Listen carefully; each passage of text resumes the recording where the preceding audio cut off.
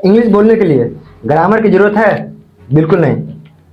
क्या तुम्हें अपने मदर टंग में बोलने के लिए किसी ग्रामर की जरूरत पड़ी? यानी कि जिस भाषा में तुम बोल रहे हो क्या उसके लिए कोई ग्रामर की जरूरत पड़ी? नहीं ना। इसलिए इंग्लिश बोलने के लिए ग्रामर की नहीं, नीड की जरूरत है, अंदर में भूख की जरूरत है। क्योंकि जिस दिन तुम्हारे अंदर सचमुच की भूख होगी, नीड होगी, जरूरत होगी, उस दिन तुम सारे के सारे ग्रामर रूल्स फॉलो कर लोगे, याद कर लोगे, समझ लोगे, जो कि तुम अभी तक नहीं कर पाए। मैं तुम्हारे साथ एक पर्सनल एक्सपीरियंस शेयर करना चाहता हूँ। तो मैं जब 9th क्लास में पढ़ रहा था तो गांव से बाहर शहर पढ़ने के लिए जाता था। उस दिन मेरे को अपने गांव के एक अंकल भेटा गया। वो मेरे को जानता था लेकिन मैं उसको नहीं जानता था।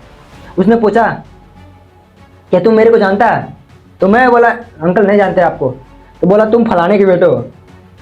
तो मैं तो यार शौक हो गया कि यार ये मेरे को जानता है लेकिन मैं इसको नहीं जानता हूँ, बल्कि ये मेरे ही गाँव को बता रहा है। तो उसने बोला कितने क्लास में पढ़ते हो? तो मैंने बोला 9th क्लास में पढ़ता हूँ अंकल। तो बोला कौन सी सब्जेक्ट तुम्हारे फेवरेट सब्जेक्ट है? मैंने बोला सारे के सारे। तो उसने बोला नहीं कोई स्पेसिफिक सब्जेक्ट बोलो।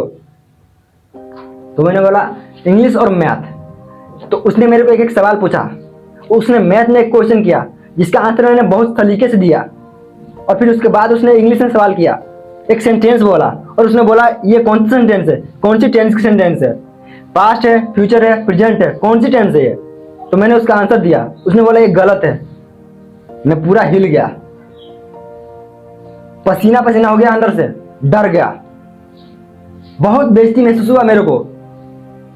और उस दिन मैंने ठाना मैं स्कूल से आने के बाद ग्रामर इस तरह से पढ़ूंगा कि विद इन 1 वीक पूरा ग्रामर खत्म कर दूंगा, सारे बेसिक्स क्लियर कर लेंगे। और मैंने वैसे ही किया क्योंकि मेरे अंदर उसकी भूख थी, उसकी तरफ थी, उसकी नीड थी, तो मैंने किया। तो इसीलिए कहता हूं इंग्लिश बोलने के लिए ग्रामर की नहीं, तुम्हारे अंदर नीड और भूख की जरूरत है। और इंग्लिश बोलने के लिए सबसे जरूरी चीज it's required listening skills and speaking practice. क्योंकि देखो मैं ग्रामर पढ़ने के बाद भी इंग्लिश नहीं बोल पाया। क्यों? क्योंकि ग्रामर पढ़ने से इंग्लिश नहीं आता। तुम्हें लिसनिंग की प्रैक्टिस करनी होगी, तुम्हें अपनी लिसनिंग स्ट्रॉन्ग करनी होगी, डेली स्पीकिंग प्रैक्टिस करनी होगी, मैसिवली चीजों को एडॉप्ट करनी होगी, मैसिवली चीजों को सीखनी होगी बिना किसी लिमिटेशन के। तुम्हें ये नहीं करना होगा कि मेरे को ये 500 वर्ड्स याद करनी है, 1000 वर्ड्स याद करनी है, 1000 सेंटेंसेस याद करनी है, इस तरह की लिमिटेशन नहीं देनी है। तुम्हें डेली प्रैक्टिस करनी है। मैसिवली मतलब अनगिनत, बिना मन के भी इंग्लिश पढ़ना है, बिना मन के भी इंग्लिश प्रैक्टिस करनी है। बस 10 मिनट के लिए शुरुआत करो और वो 10 मिनट 1 घंटा होना चाहिए। और जब डेली तुम 1 घंटा दोगे ना तो भाई गारंटी है कि तुम इंग्लिश मास्टर कर लोगे। क्योंकि कोई भी चीज को सीखने के लिए कंसिस्टेंट रहना पड़ता है, तभी तुम उस चीज को मास्टर कर पाओगे, सीख पाओगे, अडॉप्ट कर पाओगे। बाकी इंग्लिश ग्रामर रूल्स और real life English speaking conversation में क्या डिफरेंस है, इस बारे में हम नेक्स्ट वीडियो में डिस्कस करेंगे।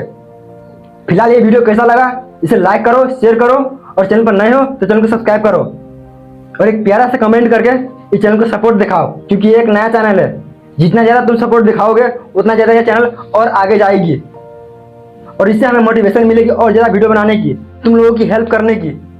इस वीडियो को तुम अपने भाई बहन के साथ भी शेयर कर सकते हो। कमेंट में और कमेंट करना कि अगला वीडियो तुम किस टॉपिक पर चाहते हो। बाकी हम मिलते हैं नेक्स्ट वीडियो में, तब तक के लिए जय हिंद।